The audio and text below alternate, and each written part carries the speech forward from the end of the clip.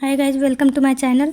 ईशानी को कुछ ना बोलता देख कर अंशी ने अपने नन्हे नन्हे हाथों से ईशानी के चेहरे को पकड़ते हुए कहा, मॉम आपने सुना मैंने क्या कहा? मैंने इवांश भाई और शिवांश भाई के जैसे एक हैंडसम अंकल को देखा जो बिल्कुल इन दोनों की तरह दिख रहे थे। आपको पता है मॉम, वह बहुत हैंडसम थे। मैंने उन्हें अपना बॉयफ्रेंड बनाने के लिए भी कहा, पर उन्होंने कहा कि उनकी गर्लफ्रेंड है और वह अपनी गर्लफ्रेंड से बहुत प्यार करते हैं। उन्हें चीट नहीं कर सकते, इसलिए उन्होंने कहा कि वह मुझे अपनी गर्लफ्रेंड नहीं बनाएंगे। कहते हुए अंशी का चेहरा उदास हो गया। अंशी की बात सुनकर ईशानी ने मन ही मन कहा, मतलब अंश की लाइफ में कोई और भी है शायद। रिया इतना सोचते ही ईशानी की आंखों में फिर से आंसू आ गए, पर उसने अपने आंसू गालों पर नहीं गिरने दिए। वह अपने बच्चों के सामने बिल्कुल भी कमज़ोर नहीं पड़ना चाहती थी। उसने अपनी ज़िंदगी सिर्फ अपने बच्चों के लिए जीना स्टार्ट कर दिया था, क्योंकि वह अंश के अलावा कभी किसी लड़के के बारे में सोच भी नहीं सकती थी।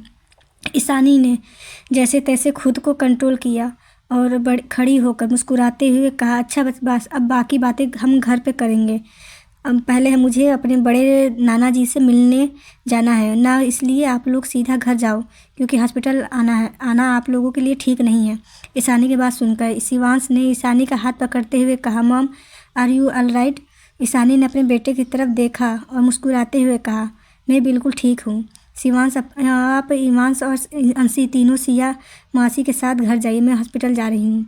ईशानी की बात सुनकर अंशी अपने ईशानी जी को देखना है। सिया की बात सुनकर ईशानी ने सिया की तरफ देखते हुए कहा, सिया तो बाद में दादरी से मिल लेना, पर अभी तो बच्चों के साथ घर जा। यह पहली बार इंडिया आए हैं और वैसे भी घर पर सभी लोगों से इन्होंने ज़्यादा बात नहीं की, इसलिए अगर तू उनके साथ जाएगी तो उन्हें कंफर्टेबल फील होगा। प्लीज़ ईशानी।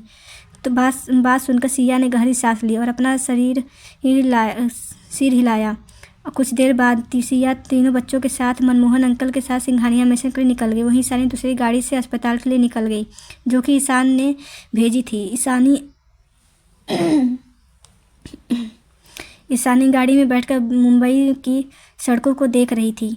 आज 5 साल बाद वह मुंबई वापस आई थी। ईशानी जब स्कूल या कॉलेज में पढ़ती थी तब वह हमेशा अपने दोस्तों से कहती थी कि वह कभी मुंबई छोड़कर कहीं रहने नहीं जाएगी, क्योंकि मुंबई उसकी जान है। पर पिछले 5 सालों से उसने मुंबई में एक बार भी कदम नहीं रखा था। इनफैक्ट अगर हर्षवर्धन जी की तबीयत खराब न होती तो शायद वह मुंबई आती ही नहीं। ईशानी की आंखों में इस वक्त आंसू थे। उसके कानों में बार बार अंश की आवाज़ पड़ रही थी, ईशानी ने अपनी कोहनी, एक पल ऐसा नहीं था जब तुम्हारे बारे में नहीं सोचती थी, पर तुम तो मुझे पूरी तरह से भूलकर अपनी ज़िंदगी में आगे बढ़ चुके हो। भले ही तुम मुझसे प्यार नहीं करते, पर जो कुछ भी है हमारे बीच में हुआ था तुम वो सब भी भूल चुके हो अंश। कहते हुए अंशी ईशानी की आंखों में फिर से आंसू बहने लगे। 5 सालों में जो दर्द उसने अपने अंदर भरा हुआ था, अंश को देखकर, अंशी की बातें सुनकर वह दर्द बाहर आ रहा था। ईशानी चाहकर भी अपना दर्द किसी को नहीं दिखा सकती थी, क्योंकि वह अपनी वजह से बच्चों और अपने परिवार को कोई तकलीफ़ नहीं देना चाहती थी। पिछले 5 सालों से उसने अपने परिवार को काफ़ी तकलीफ़ दी। हर बार सोनिया जी, उसके पापा सात्विक की उसे कॉल पर इंडिया आने के लिए कहते थे, पर ईशानी हर बार उन्हें मना कर देती थी। सिंघानिया परिवार को 5 साल पहले ही ईशानी और अंश के बीच में जो कुछ भी हुआ था उसके बारे में पता चल गया था, इसलिए सिंघानिया परिवार ने कपूर परिवार से दूरी बना ली थी। पर उन लोगों ने कभी कपूर परिवार को इसका दोषी नहीं ठहराया और ना ही तीनों बच्चों के बारे में कपूर परिवार में से किसी को पता चलने दिया। उन लोगों ने ईशानी की फैसले की रिस्पेक्ट की। ईशानी तीनों बच्चों को जन्म देना चाहती थी। सिंघानिया परिवार पहले तो राजी नहीं था, पर ईशानी की ज़िंदगी आगे उन लोगों को हार मान ही पड़ा। आखिर में तीनों शैतानों का जन्म हुआ। ईशानी 5 सालों में कुछ भी उसके साथ हुआ सब कुछ सोचते सोचते कब हॉस्पिटल के सामने आकर पहुंच गई उसे पता भी नहीं चला। ईशानी अभी भी अपने ख्यालों में ही घूमती कि तभी ड्राइवर ने ईशानी की तरफ देखते हुए कहा, ईशानी मैडम हॉस्पिटल आ गया है। ड्राइवर की आवाज़ सुनकर ईशानी को होश आया कि वह अस्पताल पहुंच चुकी है। ईशानी ने ड्राइवर की तरफ देखा और दरवाज़ा खोलकर बाहर निकल गई। अस्पताल के सामने खड़ी होकर ईशानी ने गहरी सांस ली और अंदर की तरफ अपने कदम बढ़ाने लगी। जैसे ही वह रिसेप्शन पर पहुंची, उसका ध्यान लिफ्ट से बाहर आ रहे ईशान पर गया। आज वह शाम को 1 सालों के बाद देख रही है। ईशान 1 साल पहले लंदन उससे मिलने आया था और बाकी परिवार वालों में से वह सिर्फ ईशान जैसे ही बाहर निकला उसका ध्यान ईशानी की तरफ गया। अपनी बहन को 1 साल बाद देखकर ईशान की आंखों में हजारों इमोशन नजर आने लगे। ईशान लगभग दौड़ता हुआ ईशानी के पास आया। ईशानी भी छोटे बच्चों की तरह दौड़ते हुए ईशान के पास आई। ईशान ने ईशानी को गले लगाकर उसके माथे पर किस करते हुए कहा, कैसी है यूसु? ईशानी ने भी ईशान को गले लगाते हुए कहा, मैं ठीक हूँ भाई। ईशानी ने खुद को काफ़ी तरह अच्छी तरीके से संभाल लिया था, पर फिर भी ईशान उसकी आवाज़ में दर्द महसूस कर सकता था। उसने ईशानी का चेहरा अपने हाथ में भरकर प्यार से कहा, क्या हुआ तुझे? सच सच बताओ, क्योंकि तू जानती है तू मुझसे कुछ नहीं छुपा सकती। ईशान की बात सुनकर ईशानी की आंखों में आंसू आ गए। उसकी आंखों में आंसू देखकर ईशान ने प्यार से कहा, क्या हुआ ईशानी, बता मुझे। ईशानी ने गहरी सांस लेते हुए कहा, भाई मैं एयरपोर्ट पर अंश को देखा, कहकर ईशानी ने अपना चेहरा नीचे झुका लिया। ईशानी की बात सुनकर अंश चुप हो गया। अगले ही पल उसने ईशानी की तरफ देखते हुए कहा, ईशानी मेरी बात ध्यान से सुन। 5 साल बीत चुके हैं, अब तुम एक ही बात पर अपनी पूरी ज़िंदगी नहीं बिता सकती। कभी न कभी तो तुझे अंश का सामना करना ही होगा ईशानी, और तूने कुछ गलत नहीं किया था। तुझे डरने की ज़रूरत नहीं है। तूने सिर्फ अंश से प्यार किया था, जिसकी सज़ा तूने भुगत ली। अब तुझे और इस गिल्ट में रहने की ज़रूरत नहीं है, और जो कुछ भी हुआ उसमें तुम दोनों की गलती लगा तुमने वह किया। अंश को जो सही लगा अंश ने वह किया, पर अब मैं नहीं चाहता कि अंश तुम्हारी लाइफ में कभी भी आए। ईशान की बात सुनकर ईशानी के चेहरे पर एक कड़वी मुस्कुराहट आ गई। ईशानी ने अंश की तरफ देखते हुए कहा, भाई आप तो जानते हैं ना, अंश ने मुझे कभी एक बेस्ट फ्रेंड से बढ़कर माना ही नहीं। वह तो मैं ही स्टूपिड थी जो बचपन से ही उसके पीछे पड़ गई थी, उससे प्यार करने लगी थी, उसकी दोस्ती को प्यार समझने लगी थी। पर अंश ने मेरी आंखें खोल दी। मुझे अच्छे से पता है कि अंश के दिल में मेरे लिए दोस्ती के अलावा कुछ भी नहीं है, नहीं, और शायद अब दोस्ती भी नहीं है। शायद वह मुझे भूल भी चुका होगा। कहते हुए ईशानी की आंखों से आंसू बहने लगे। ईशानी की बात सुनकर ईशान ने जल्दी से उसके आंसू को अपने हाथों से पोंछते हुए कहा, अब यह बच्चों की तरह रोना बंद करना और ऊपर चल। माँ, दादी जी, दादाजी, माँ, पापा तेरा इंतज़ार कर रहे हैं तुझे देखने के लिए। सब लोगों की आंखें तरस गई हैं। दादी तो कह रही थी कि अगर दादाजी ने तुझे देख लिया तो वो अच्छे से ठीक हो जाएंगे। अंश की बात सुनकर ईशानी ने कहा, हाँ भाई जल्दी चलिए, मुझे दादाजी से मिलना है। कुछ देर बाद दोनों भाई बहन लिफ्ट से 3rd फ्लोर पर आ गए। 3rd फ्लोर ईशान के ने पूरा बुक कर लिया था, क्योंकि वह नहीं चाहता था कि उसके दादाजी को कोई डिस्टर्बेंस हो। 3rd फ्लोर पर लिफ्ट से बाहर निकलते ही ईशानी का ध्यान एक वार्ड के बाहर बैठी अपनी दादी पर गया। उसकी दादी पहले से काफ़ी कमज़ोर लग रही थी। ईशानी की आंखों से अपने परिवार वालों को देखते ही आंसू बहने लगे। ईशानी की दादी जानकी जी के बगल में ही सोनिया जी और सात्विक जी खड़े थे। सभी के चेहरे पर उदासी झलक रही थी। उन सभी को देखकर ईशानी ने एक नज़र आंसू भरी आंखों से ईशान को देखा और दौड़ते हुए उसे तरफ चली गई जिस तरफ उसकी मम्मी, उसके पापा और उसके दादी दादा थे। जानकी चीज़ों को की रो रही थी। उन्हें किसी के कदमों की आहट सुनाई दी। उन्होंने पलट कर देखा तो दूर से भाग कर आ रही ईशानी को देखकर उनकी आंखों में आंसुओं की धार तेज हो गई। जानकी जी को उसे तरफ देखा कर सोनिया जी और सात्विक जी ने भी पलट कर उसे तरफ देखा। ईशानी को देखकर उन दोनों की आंखों में भी आंसू आ गए। ईशानी उनके लिए एक गुड़िया थी जिसे बचपन से उन्होंने फूल की तरह संभाल कर पाला था, पर उन्होंने अपने इस बचपन को पिछले 5 सालों से अपनी आंखों के सामने नहीं देखा था। जानकी जी ने गले लगाते हुए फूट फूट कर रोने लगी। वही जानकी जी भी उसके गले लगाकर फूट फूट कर रो रही थी। सात्विक जी और सोनिया जी की भी आंखों में आंसू बह रहे थे। सोनिया जी ने भी उन दोनों को गले लगा लिया। ईशानी ने रोते हुए कहा, दादी जी को क्या हो गया?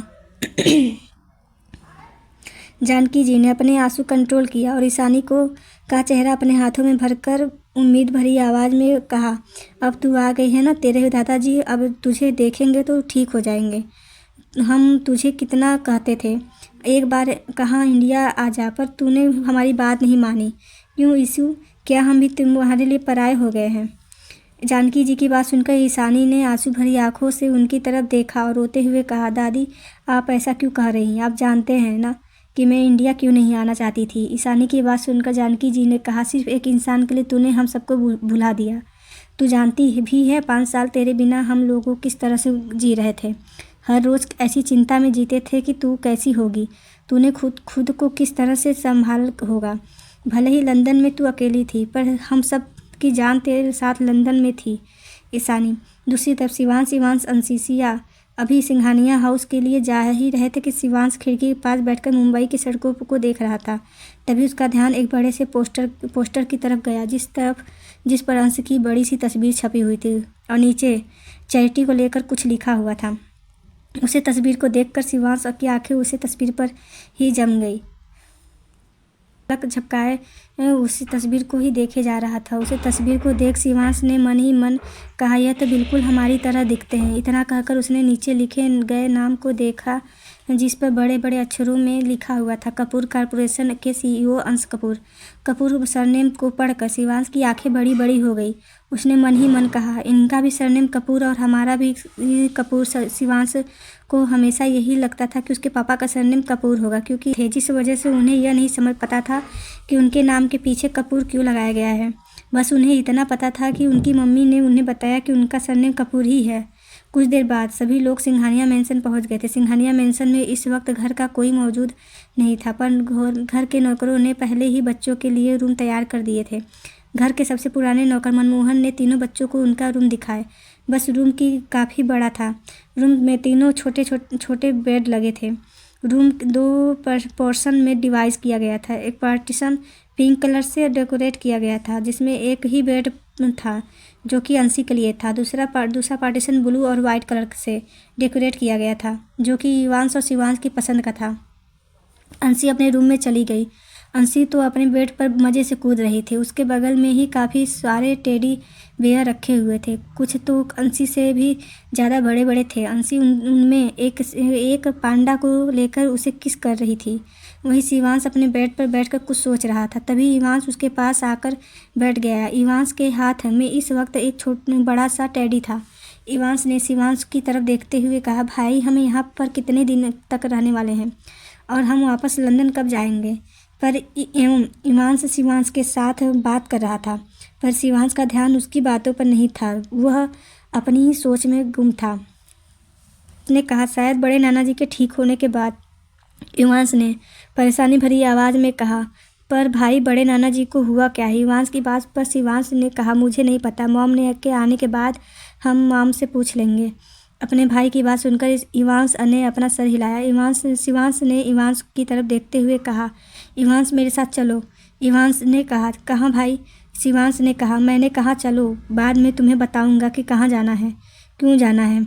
कुछ देर बाद दोनों बच्चों अपने रूम से अटैच छोटी सी स्टडी रूम में बैठे हुए थे। बच्चों के लिए यहाँ पर 3 छोटे लैपटॉप और कंप्यूटर रखे गए थे। साथ में छोटा सा प्ले रूम भी था। इवांश और शिवांश ने की तरफ देखते हुए कहा, क्या हुआ भाई, आप मुझे यहाँ लेकर क्यों आए हैं। शिवांश ने इवांश की बातों को इग्नोर करके अपनी छोटी छोटी उंगलियाँ कीबोर्ड पर कुछ टाइप करना शुरू कर दिया। इवांश अपने भाई की हरकत देखकर मन ही मन मुंह बना रहा था। ईशानी ने 3 साल की उम्र से अपने बच्चों को सब कुछ सिखाना स्टार्ट कर दिया था। कई सारे टीचर्स उन्हें घर पर कोचिंग देने के लिए भी आते थे, जिस वजह से उनके काफ़ी हिडन टैलेंट बाहर निकाल कर आए थे। शिवांश कंप्यूटर को और करने में जीनियस था, और वहीं इवांश सिंगिंग और म्यूज़िक में काफ़ी अच्छा था। वहीं नन्ही सी अंशी डांस में अच्छी थी। इवांश ने कंप्यूटर पर देखा, जहाँ पर शिवांश ने अंश कपूर सर्च किया था। इवांश ने मुंह बनाते हुए कहा, भाई अंश कपूर कौन है। इवांश की बात सुन शिवांश ने कहा, यही पता लगाना है। इवांश की बात ने हैरानी से पूछा, मतलब। शिवांश ने अपने दोनों हाथ कर पीछे टिकाते हुए कहा, वो मुझे नहीं पता, बस एक बार तुम इनका फेस देखो।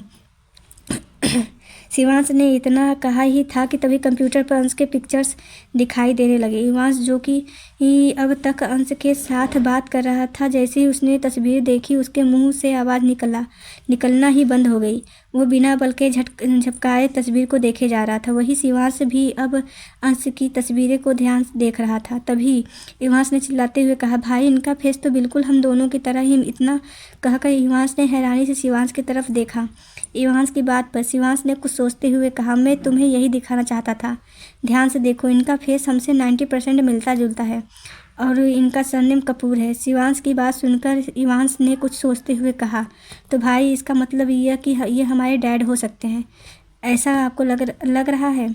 इवांश की बात सुनकर शिवांश चुप हो गया। उसे समझ नहीं आ रहा था कि उससे क्या कहना चाहिए। तभी इवांश ने कहा, भाई मॉम को सरनेम सिंघानिया है, जबकि मॉम ने शादी नहीं की और मॉम कभी हमें हमारे पापा के बारे में भी नहीं बता दी। इनका सरनेम भी कपूर है और हमारा भी कपूर है। इनका फेस भी हमसे मिलता है, तो मुझे लगता है कि उनके काफ़ी ज़्यादा चांस हैं हमारे पापा होने के। इवांश की बात सुनकर शिवांश ने कुछ नहीं कहा। वह बस किसी गहरी सोच में गुम हो गया। वहीं उसे कुछ न बोलना देख इवांश ने अपने छोटे से हाथ की कीबोर्ड पर कुछ टाइप किया और कुछ सर्च करने लगा। कुछ देर बाद उसने क्यूट सी स्माइल के साथ अपने भाई को देखते हुए कहा, शिवांश भाई, उनकी उम्र भी मामा जितनी है और इन्होंने भी अपनी ग्रेजुएशन इस कॉलेज से कंप्लीट की है जिसमें मम्मा पढ़ती थी। हो सकता है कि यह मामा को जानते हो।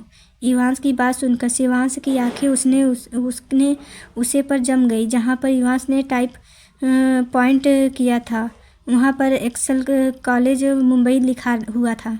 इवांश की बात सुनकर शिवांश ने कुछ सोचते हुए कहा, हमें पता लगाना होगा इवांश, क्या यह सच में हमारे फादर हैं? अगर यह हमारे फादर हैं तो मॉम इनसे दूर क्यों हुई और इन्होंने क्यों हमें और मॉम को अकेला छोड़ दिया? शिवांश की बातें सीरियस हो जाता था। दोनों भाई कभी एक दूसरे से कुछ नहीं छुपाते थे और अंशी दोनों के लिए उनकी जान थी। शिवांश और इवांश दोनों के कई बार ईशानी को अकेले में रोते हुए देखा था। दोनों भाइयों ने कई बार पता लगाने की कोशिश की कि उनके डैड कौन है, पर ईशानी का खुद देकर उन्होंने ईशानी से कभी इस बारे में नहीं पूछा। हालांकि हमेशा ही दूसरे बच्चों को अपने डैड के साथ देखकर उदास हो जाती थी, पर शिवांश और इवांश उसे समझा देते थे कि वह ईशानी से इस बारे में कुछ भी ना पूछे। इस इवांश की बात सुन पर शिवांश ने गहरी सांस लेते हुए कहा, भाई क्या हमें इस बारे में अंशु को बता देना चाहिए? शिवांश ने कहा, बिल्कुल भी नहीं, वह अपनी ज़बान बंद नहीं रख सकती। हो सकता है कि वह इसके बारे में मॉम को बता दे। अगर हमारा शक गलत हो निकला तो मॉम हमको हर्ट कर देंगे और मैं किसी भी कीमत पर मॉम को हर्ट नहीं करना चाहता। इवांश की बात पर अपना सर हिलाया और कहा, पर भाई अब हम क्या करेंगे? इवांश की बात पर शिवांश ने कुछ सोचते हुए कानों में कुछ कहा। अपने भाई की बात को सुनकर इवांश की आंखें बड़ी बड़ी हो गई। उसने कहा, पर अगर मॉम को पता चला कि वह हमें छोड़ेंगे नहीं भाई, आप तो बच जाएंगे, पर मॉम मेरी बैंड बजा देंगी। भाई प्लीज़ कोई और प्लान सोचो, मुझे डर लग रहा है। शिवांश, किसी को इस बारे में पता नहीं चलेगा, हम सब कुछ बिल्कुल संभाल कर करेंगे। वहीं दूसरी तरफ हॉस्पिटल में ईशानी अभी भी जानकी जी के गले लगी हुई थी। उसने कस के अपनी दादी को पकड़ा हुआ था। पूरे 5 साल काफ़ी ज़्यादा इमोशनल हो चुकी थी। ईशानी उनकी एकलौती प्यारी पोती थी जो कि 5 सालों से उनसे दूर थी। काफ़ी देर तक सभी मिलकर एक दूसरे को शांत करने लगे क्योंकि सभी लोग काफ़ी ज़्यादा इमोशन हो गए थे। अगली बार हमसे दूर जाने के बारे में सोचिएगा भी मत। आप 5 साल लगा दिए वापस आने में। एक बार भी सोचा कि आपके पापा कैसे रहेंगे? पिछले 5 सालों में से हम हर रोज़ यही भगवान से दुआ मांगते थे कि आप वापस आ जाएं। आपको देखने के लिए हम तरस गए थे। ईशानी, आपने पापा की बात सुनकर ईशानी उन्हें गले लगाते हुए, पापा आप तो जानते हैं ना मेरी यहाँ आने की वजह क्या है, वरना मेरी लिए मुंबई तो मेरी जान थी। पापा, ईशानी की बात सुनकर उसके पापा सात्विक जी ने उसे बीच में टूटे हो। ईशानी, हम जानते हैं कुछ भी हो उससे वजह से तुम आज भी यहाँ आने से डरती हो, पर बेटा कब तक इसी तरह से डरती रहोगी? आज नहीं तो कल तुम्हें अपने अतीत का सामना करना ही पड़ेगा। नजर आने लगा। उसने गहरी सांस लेते हुए कहा, ऐसा कभी नहीं होगा पापा। अंश को कभी मेरे बच्चों के बारे में पता नहीं चलेगा क्योंकि वह सिर्फ मेरे बच्चे हैं। अंश के लिए तो वह सिर्फ एक गलती थी, ना तो उसके लिए मेरे बच्चे भी गलती होंगे, पर मैं अपने बच्चों को कभी कोई गलती नहीं मानती। मेरे लिए मेरे बच्चे मेरी ज़िंदगी हैं और मुझे मेरी ज़िंदगी कोई नहीं छीन सकता। पता कोई भी नहीं, चाहे वो दुनिया का सबसे बड़ा अमीर इंसान अंश कपूर ही क्यों ना हो। ईशानी की बात सुनकर उसके पापा ने उसके सर पर हाथ फेरते हुए कहा, जो कुछ भी तुम्हारी किस्मत में लिखा हुआ होगा ईशानी, वह होकर ही रहेगा। चाहे तुम कितने भी कोशिश क्यों न कर लो बेटा, पर एक बात हमेशा याद रखना, तुम्हारे पापा हमेशा तुम्हारे साथ हैं, चाहे कितनी भी मुश्किल सिचुएशन क्यों ना आए जाए। कभी डरना मत, क्योंकि तुम्हारे पीछे मैं खड़ा हूँ। अपने पापा की बात सुनकर ईशानी ने आंसू भरी आंखों से उनकी तरफ देखा और उन्हें फिर से गले लगा लिया।